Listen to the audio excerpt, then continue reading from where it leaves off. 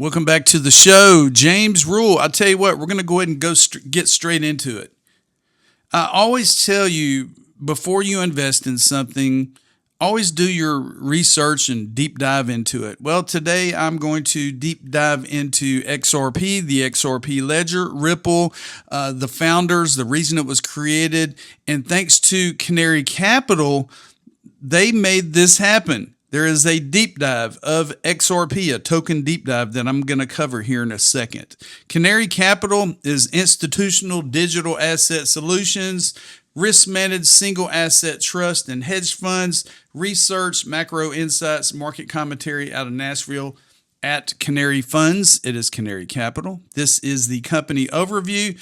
Their investment projects products are ETFs. You got Hedera ETF, Litecoin, Solana, SWI, and XRP ETF. They also have private funds, which is a digital fund, a CRO trust. And here's the company overview. I got to meet Steve McClurg at Ripple Swell last November. He's the founder and CEO. And there's a lot of people on the team, a lot of good-looking people here on Steve's team.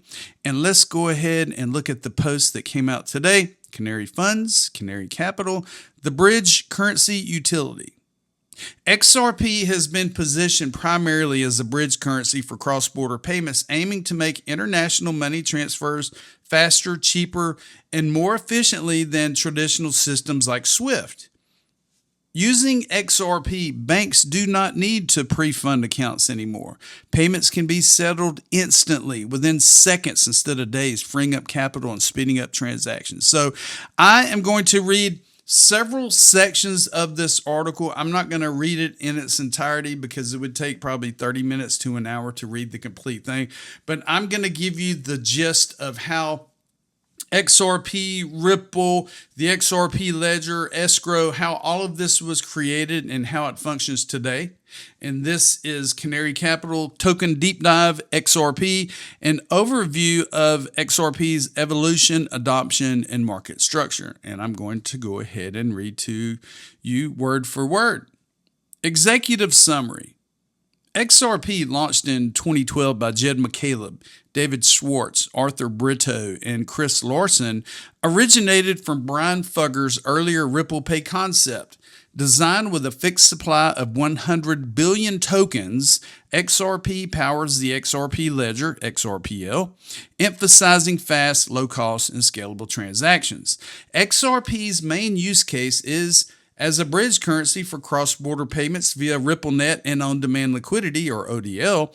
It has been adopted by institutions like SBI Remit, MoneyGram, Santander, and Tranglo, while retail adoption is supported by BitPay and the growing XRPL ecosystem, including decentralized exchanges, non-fungible tokens, or NFTs, and tokenized projects. The XRP token supply is managed through a combination of fixed issuance, a cryptographically secured escrow system, and controlled programmatically in institutional sales. The escrow system, introduced in 2017, ensures predictable monthly releases of XRP, while programmatic sales provide liquidity and institutional sales support strategic use cases. And there are footnotes of some of these explanations, which can be found at the bottom of the page.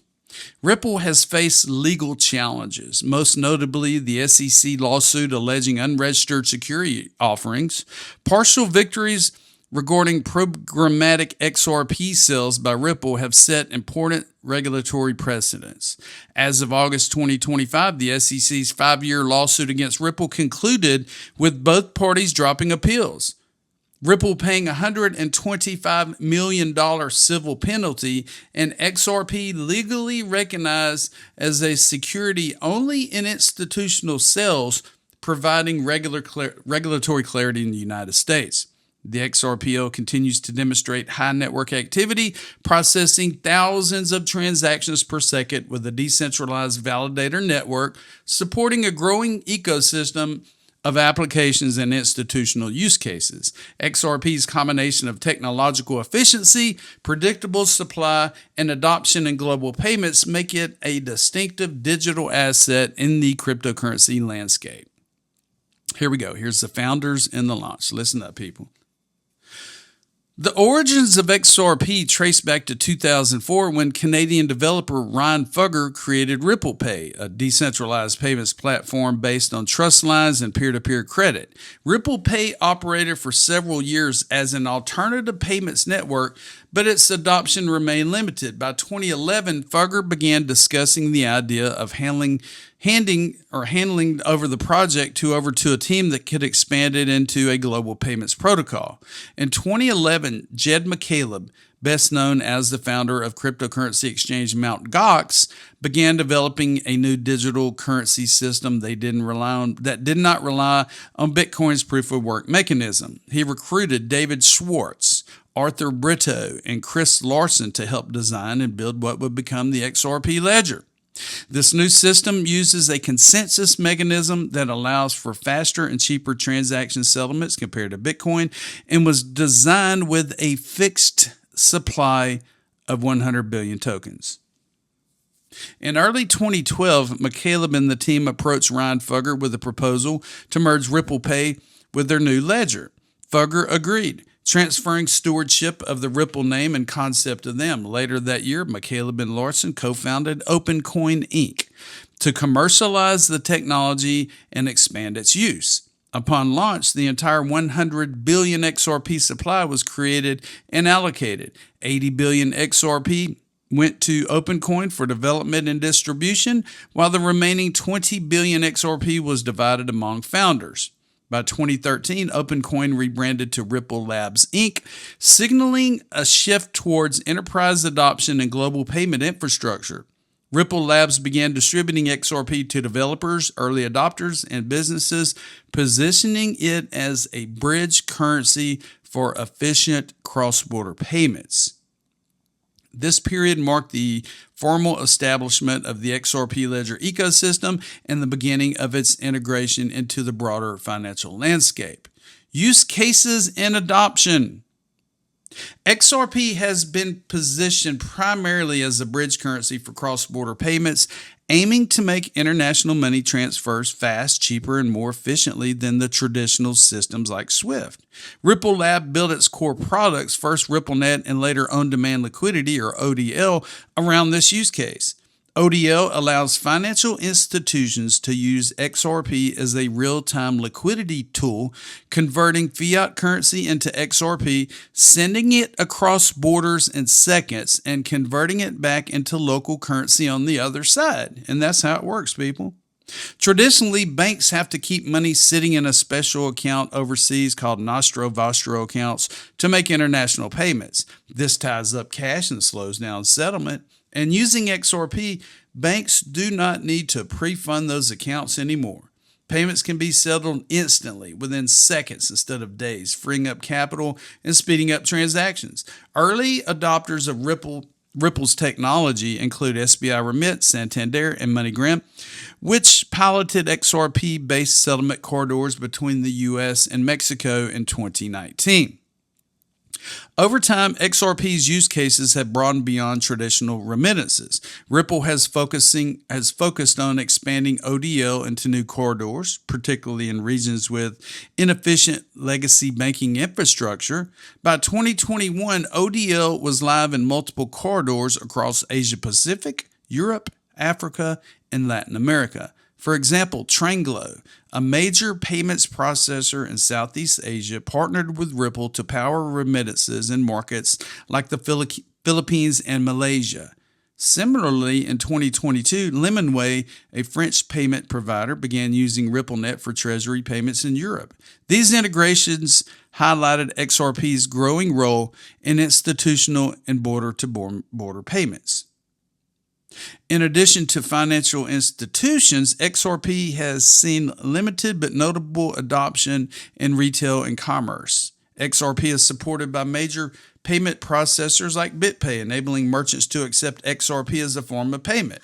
It is also available at cryptocurrency ATMs in dozens of countries, giving users more accessible on-ramps and off-ramps for XRP holdings. While merchant adoption has not been as widespread as Bitcoin or stablecoins, these integrations demonstrate XRP's flexibility as a payment asset. The developer and decentralized finance, or DeFi, ecosystem around XRP has also begun to grow in recent years, especially with the introduction of sidechains and interoperability tools. Ripple has supported development on the XRP ledger, which supports native decentralized exchange functionality and issued assets. Projects have emerged using XRP for liquidity, tokenization, and micropayments. For example, the XRPL grants program has funded open source projects building wallets, NFT platforms, and payment solutions. Ripple has also launched Ethereum Virtual Machine (EVM) compatibility through its sidechain initiative to attract developers from other ecosystems. Adoption has also been visible at the enterprise and government level, particularly outside of the United States, where regulatory clarity has been stronger. In Japan, Ripple's long-standing partnership with SBI Holdings has led to deep integration with local remittance services and exchanges. In 2023, Ripple announced collaborations with central banks on CBDC pilots, including work with the Central Bank of Montenegro to explore blockchain-based national currency solutions. These initiatives indicate that the XRP and the XRP ledger are being positioned as infrastructure for both private and public sector financial innovation. Taken together, XRPL or XRP's use case and adoption span institutional payments, retail commerce, developer ecosystems, and early government partnerships. While its most successful and mature use case remains cross-border settlement through ODL, its ecosystem has steadily diversified over the past decade. The combination of fast settlement, low transaction cost, and growing global partnerships has established XRP as a key infrastructure asset in certain financial corridors, even as regulatory uncertainty has tempered its expansion in the United States. So I'm not going to go through token supply. There were originally 100 billion created. There are now less than 100 billion because the XRP ledger is deflationary. So every time a transaction is made on top of the XRP ledger, a tiny fraction of XRP is burnt forever in that transaction. So I'm going to leave a copy of this below. This kind of gives you the gist of what you have invested in, what you are investing in. I'm not a financial advisor. Most of my holdings are in XRP. This is the XRP deep dive from Super Grok. I did an AI presentation of it. I had Grok break down the entire page, which shows the tokenomics, the development, the tech, the cross-border, the ecosystems, the ETFs, and all of this thanks to Canary Capital going into the XRP deep dive. So if you have any questions, hit me up on X, All the Money. Leave me a message on the video, The James Rule Crypto Show, and I hope to see you soon. Have a great day, and don't forget, I told you so.